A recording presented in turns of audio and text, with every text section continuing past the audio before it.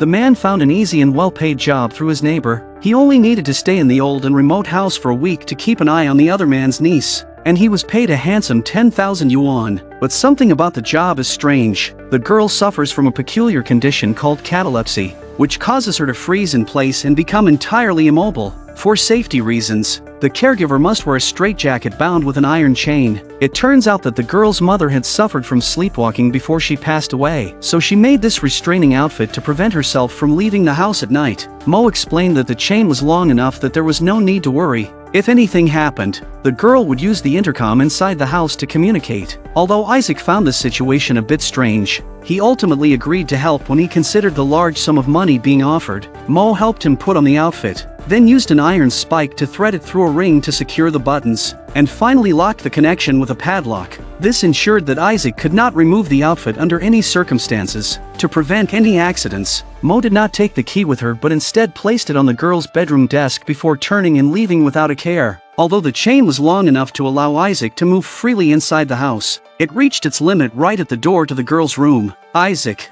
seeing this, immediately followed the chain to find its source, only to see that the other end extended into a pitch-black basement. He had no malicious intent and did not go down to investigate, simply turning around and leaving. Feeling bored, Isaac began to wander around, measuring the range of his movement. He found that the chain was just long enough for him to reach the front door. Looking at the dog nearby, which was also chained, he suddenly felt that his situation was just like the dog's. Feeling empathetic, Isaac immediately went back to his room to grab some food, then went back to the door to feed the dog. He even moved a chair over and sat down, simply gazing at the wind. At that moment, the dog became alert. The lights inside the house suddenly went out, and the chain behind Isaac began to slowly stretch. The next second, he was yanked to the ground.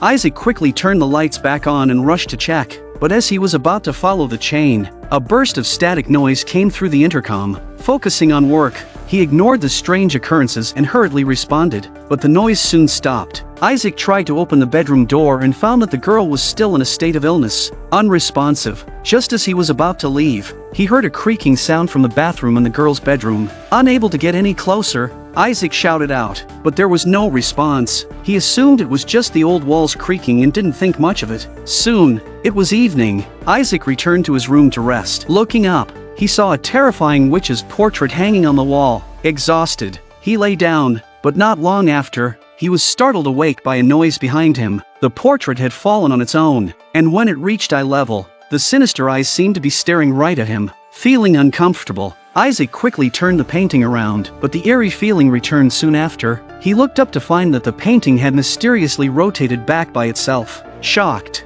Isaac immediately sat up, suspecting that the girl had woken up and was playing tricks to scare him. To confirm his suspicion, he turned the painting around again and then lay down facing it, staring at it intently. But after watching it for a long while with nothing happening, he gradually relaxed and eventually fell asleep. However, not long after, he was woken by a loud crash. He wasn't sure if he hadn't placed the painting back properly, but it had fallen on its own. When he tried to set it upright again, Isaac noticed something strange. The woman's pupils seemed to have shrunk, as if she was glaring at him. The next moment, Isaac was startled awake in terror. It turned out that the eerie scene had just been a nightmare. He got up and went to the living room, where he was preparing to start a fire for warmth. However, when he looked into the stove, he saw a strange-looking rabbit doll inside. Before he could figure out what it was, the girl walked into the room holding a crossbow. Isaac quickly explained that he was a caregiver hired by her uncle, Olga. Upon hearing this, relaxed and, during a casual conversation,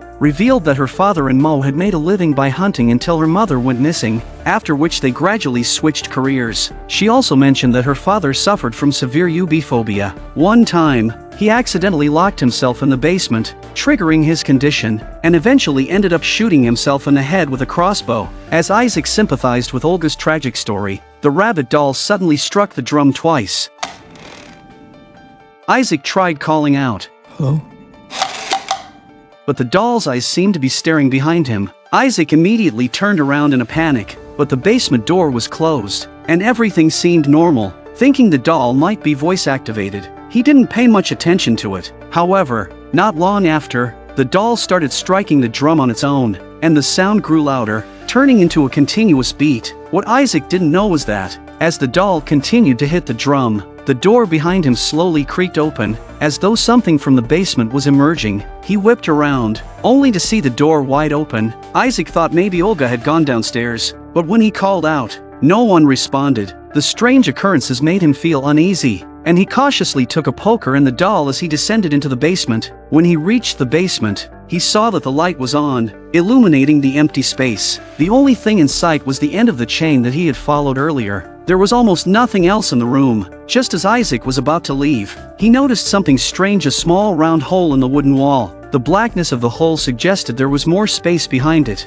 Isaac quickly shone his flashlight into the hole, but the next moment, he was startled by the sight of a corpse inside. He paused for a long while, trying to calm himself, and then gathered the courage to approach and examine it more closely. He saw that the woman had died from a crossbow bolt to the head, which sent a chill down Isaac's spine. Previously, Olga had claimed her mother was missing, but this hole clearly indicated that she knew her mother was hidden behind the wall. Considering the crossbow bolt and the corpse in Olga's strange condition, the image of the daughter murdering her mother immediately flashed through Isaac's mind. With this in mind, he cautiously pushed open the door to Olga's room. The girl's condition had once again worsened, and she was unable to move. Isaac, seeing this, quickly began to plan his escape. He first entered a nearby storage room, then dismantled the vent facing the bedroom desk. He reached in to grab the key, but his arm was too short to reach it. Only the phone was within reach. Unable to retrieve the key, he decided to call Mo for help, since Mo had brought him to this remote house.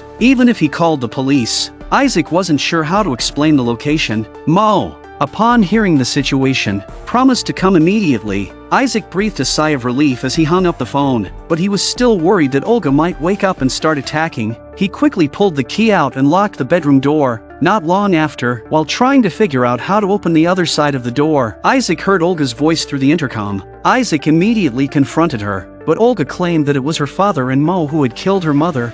Are you listening? Now my uncle knows you found her. Do you think he's gonna let you leave here?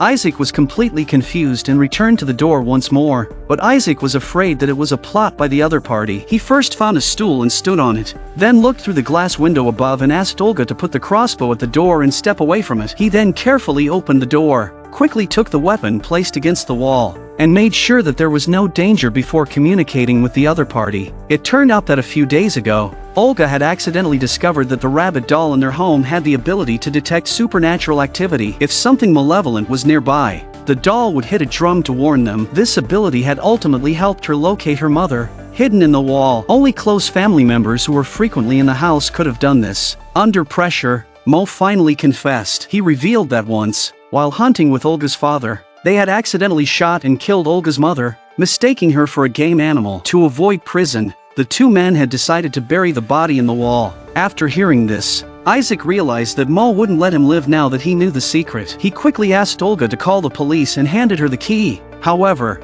Olga remained unfazed. She walked out from the bathroom wearing a coat Isaac recognized immediately. It turned out that Olga wasn't finished with her story. She explained that Isaac had visited the house a year ago, and the coat was something he had left behind. At that time, Olga's father had been trapped in the basement, which caused him to have a severe panic attack and take his own life. Isaac was the one who had secretly locked the basement door, causing the tragedy. Isaac was completely thrown off. As he had no recollection of the events Olga described, he was suspicious and thought this might be a fabrication by Mo to deceive her, demanding that she call Mo and confront him immediately. During their initial conversation, Isaac's cluelessness had made Olga hesitant, which was why she didn't immediately kill him when they were in the living room. Soon, she called Mo, who confirmed once again that Isaac was the murderer and that Mo had hired him to do the job. It turned out that after Olga's father's death, he had become consumed with guilt. Mo had feared he would eventually confess, so he had found Isaac to eliminate him. Isaac vehemently denied the accusation, shouting that they should call the police and let them investigate. Clearly, they intended to take matters into their own hands. Seeing this, Isaac quickly locked the door again and rushed to the basement in search of an escape route, but the sturdy iron chain made it impossible for him to break free. Then, an idea struck Isaac. He noticed a key hanging from the woman's neck and remembered that the straitjacket was originally meant to prevent her from sleepwalking. Realizing this, Isaac quickly pulled the key off, and to his surprise, it unlocked the straitjacket. However, just as he removed the garment, the basement lights suddenly went out. Panicking, Isaac grabbed a flashlight and cautiously walked upstairs to investigate. He soon realized that the lights had been turned off by Olga, who had somehow escaped her room. As Olga's condition seemed to flare up again, Isaac grabbed a crossbow, intending to kill her, but he couldn't bring himself to do it. Instead, he decided to put the straitjacket back on her and make his escape. But when he opened the door, he found himself in total darkness, unable to determine which direction to go. With no other choice, he returned to the room to call for help, only to find the window above had been broken clearly. Olga had escaped through there. Isaac rushed back inside and discovered that the phone line had been cut. Feeling cold, he put on his coat and hat, deciding to wait until daylight before trying to leave. While lying in bed, he suddenly remembered that he had indeed accepted a mission from Mo a year ago. Horrified, Isaac quickly ran to the bathroom, but when he looked up, he saw Olga quietly using a fireplace hook to remove the crossbow. When he came out of the bathroom, Olga was already waiting for him. She shot him in the thigh with a crossbow bolt. Isaac tried to crawl back into the bathroom while Olga reloaded, and the intense pain caused him to start remembering everything. He recalled that he had been hired for a revenge job and, after sneaking in, found that no one was home. He waited for a long time, but the target never returned. The coat was left behind in his anxiety. Although his conscience had started to bother him, he regretted the job. Isaac knew that even if he left now, someone else would be sent to kill him, so he decided to leave a warning message to protect himself. But just as he finished writing, he heard wild laughter coming from the basement. Hesitant,